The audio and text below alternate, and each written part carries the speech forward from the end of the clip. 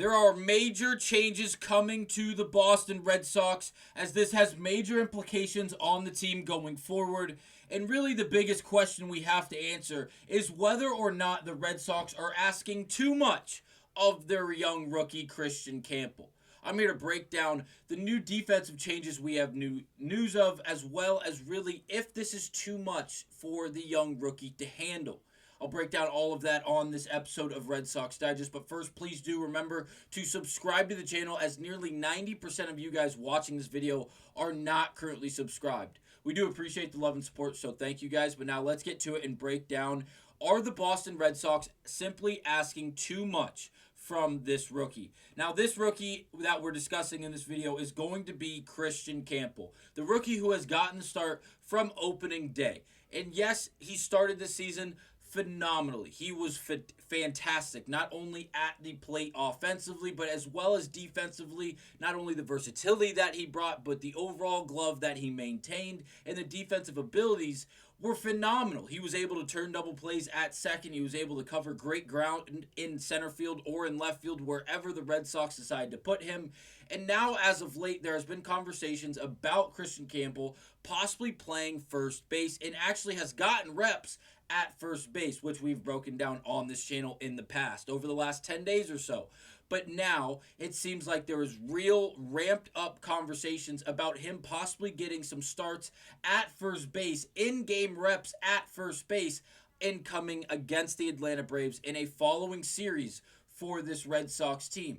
Now, as of late, Kristian Campbell has not been great at the plate offensively. He's actually slumping extremely hard right now, and it's taking a toll on this Red Sox offense because, again, without Alex Bregman, there has to be more key contributors outside of Jarren Duran and Rafael Devers on this team if the Red Sox offense wants to stay up to par and compete with these other big-name teams, and really just any team in the MLB, without Alex Bregman currently present, who was doing so much offensively for this team.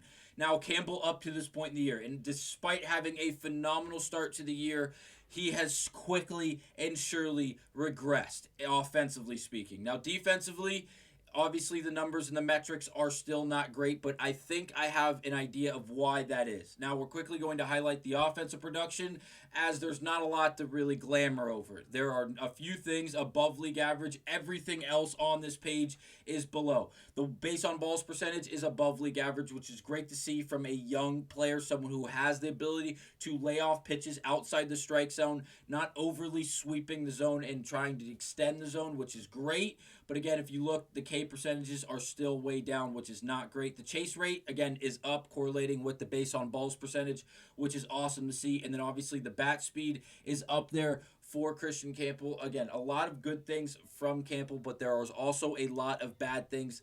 And again, I'm on the side that I'm going to remain optimistic and rely on the young potential that he does maintain, and allow him to just continue to gain experience and reps, and allow him to grow from that point, rather than jumping the gun and announcing him as a terrible player despite having a great start. And now we get to see the real Kristian Campbell. Don't feel that way. Don't jump the gun. It is still early in his career. Yes, it is not early into the season anymore. I won't say that, but it's early in his career. Allow him to really go through the up and downs of his rookie year and find another groove amongst this Red Sox team. Hopefully it comes when Bregman is still out, so he can be a substantial piece to this offense that we all know the Red Sox desperately need.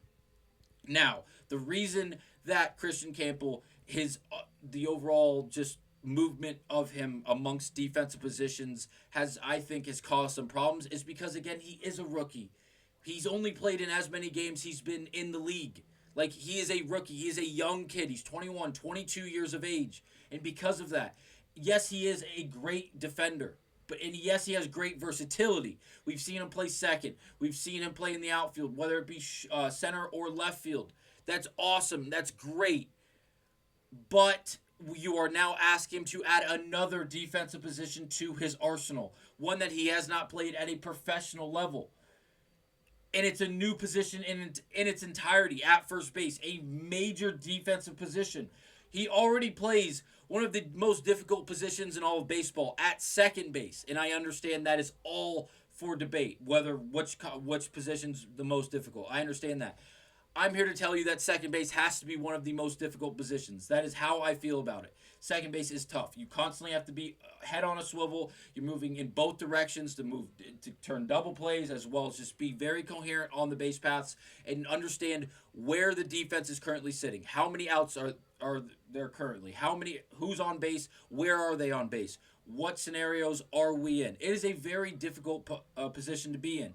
And Kristian Campbell in the last game against the Milwaukee Brewers looked very, very rookie-ish. And he looked very human. And what do I mean by that? I'm going to play the clip for you and really highlight why moving Kristian Campbell around so much could be taking a toll on him. And I'm not fully excusing him for this horrible throw and saying it's the Red Sox organization's fault because they're moving him from position to position. That's not entirely what I'm saying. I'm just saying constantly moving this kid around and plugging and playing him in different positions and not allowing him to find his footing in a specific position could result in actions and plays like this. So again, this is from the Milwaukee Brewers game just yesterday, March 28th. So here's that clip. 1-2.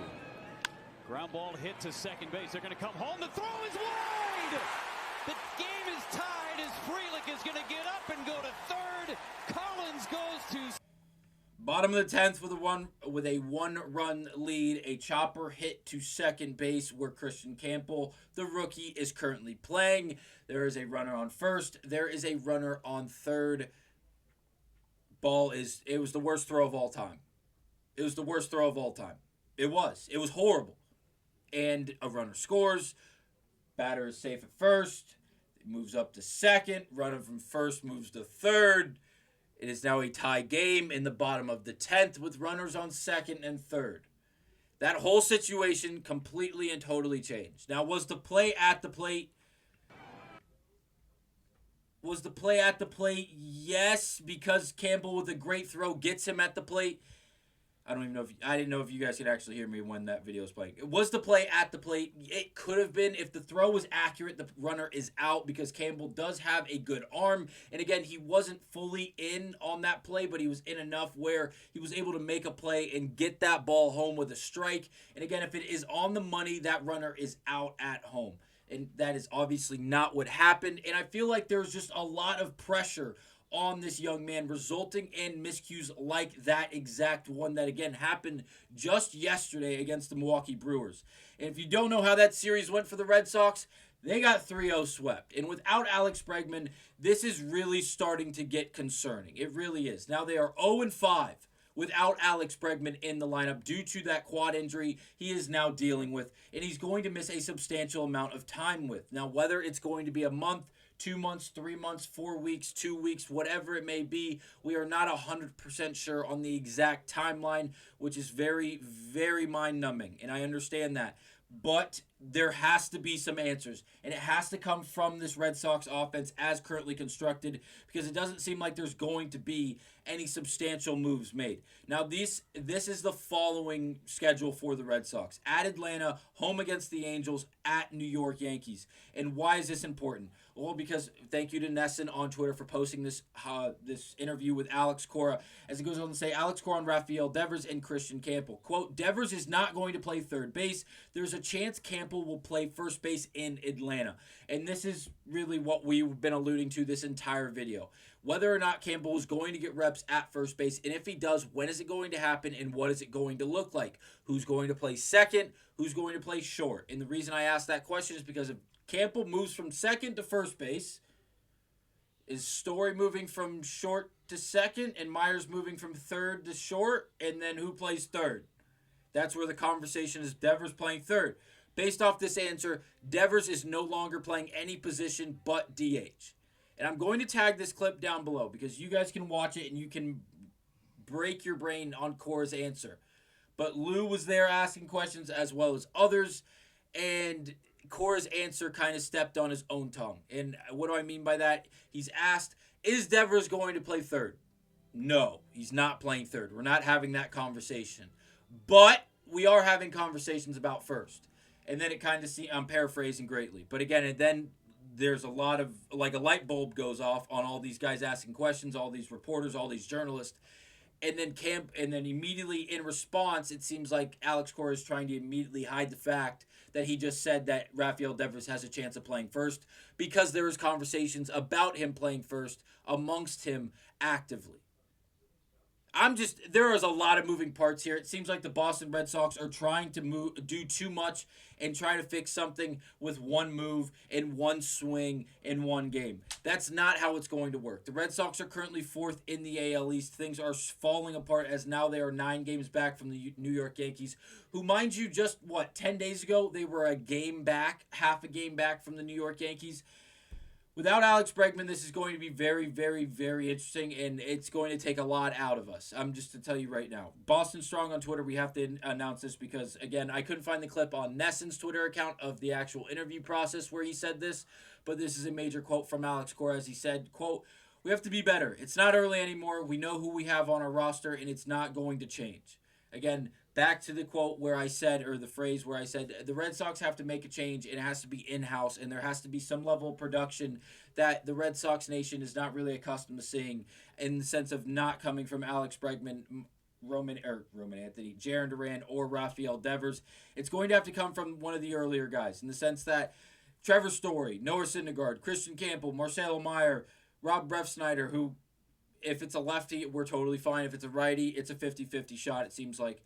David Hamilton, Connor Wong, these guys are going to have to give us another level of production, as without Alex Bregman, these guys are going to be relied on aggressively. Wilyer Abreu, you are not off the hook. You hit a solo shot yesterday, but in the first 2 innings, you left 5 guys on base.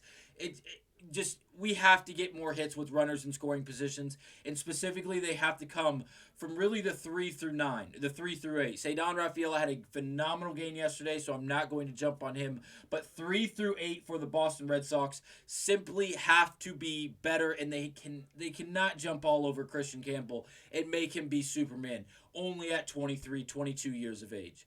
Let me know down below what you guys think about the movement and really the versatility in young Kristian Campbell, and if you think it is a good thing or a bad thing, and really who you're relying on most out of 3 through 8 in this Red Sox lineup going forward without Alex Bregman.